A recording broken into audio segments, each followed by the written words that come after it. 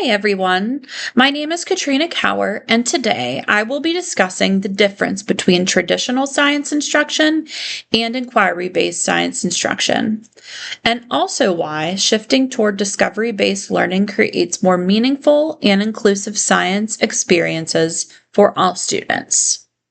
Traditional science instruction has often focused on teachers delivering information through lectures, textbooks, memorization, and structured lab activities. Students typically learn scientific vocabulary and concepts before applying that knowledge. In the first classroom vignette, students experienced a more traditional approach where the teacher guided the lesson and students primarily received information. While this approach can help introduce important context, it may limit opportunities for students to develop scientific reasoning and problem-solving skills. In contrast, inquiry-based science instruction, we focus on students actively participating in the scientific process.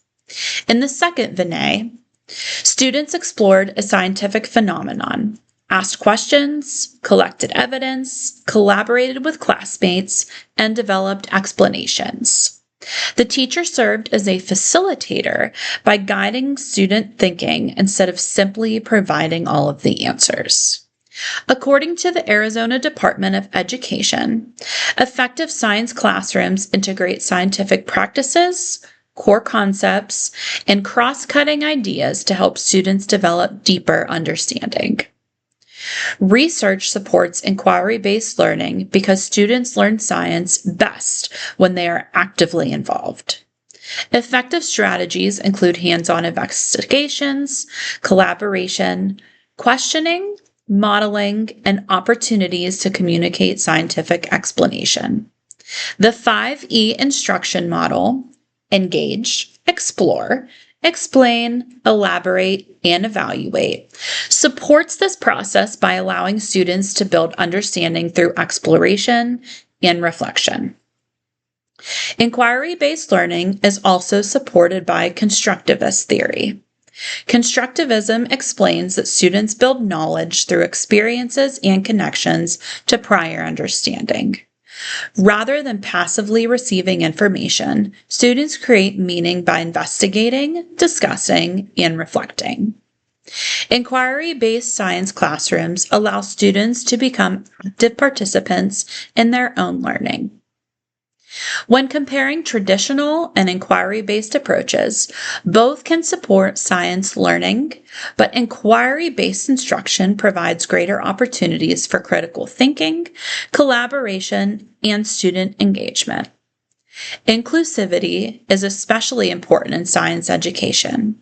Students with disabilities, English learners, and students with different learning needs benefit when teachers provide multiple ways to access information and demonstrate understanding. Supports such as visuals, hands-on materials, sentence frames, technology, and collaboration from learning all allow students to participate.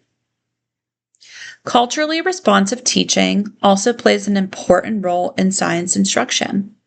Teachers must recognize that students bring different identities, experiences, and perspectives into the classroom.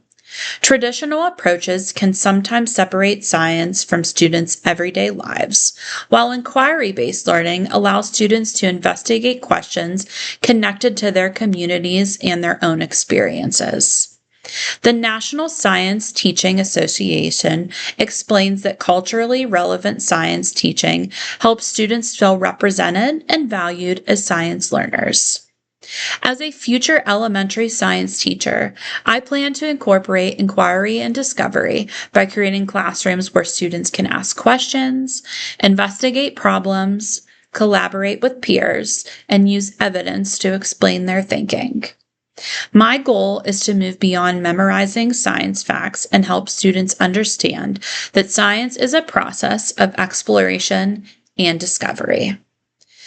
By creating inclusive, culturally responsive, and inquiry-driven science classrooms, teachers can empower every student to see themselves as capable scientists.